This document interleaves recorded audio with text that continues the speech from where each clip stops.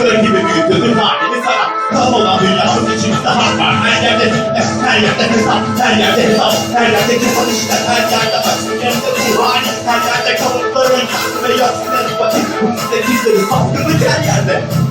Sapıttık hali, bu neyin hali? Sahip olduğum dahiyane varoluşun gereği. Budur yani, böyle istediğim sahip. Vahim adet düşün adem.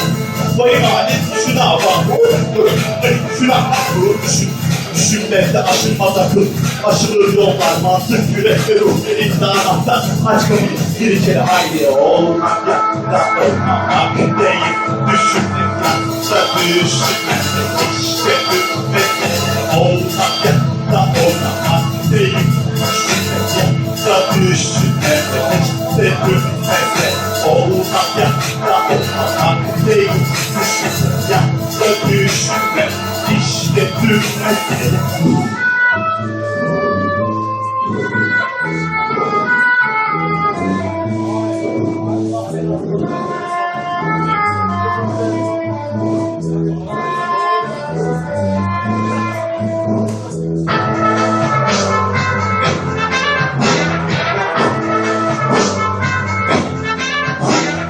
Bir şeyler yapmak gerek.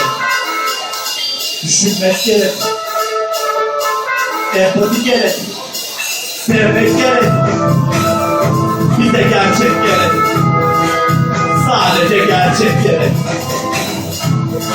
Allah gerek.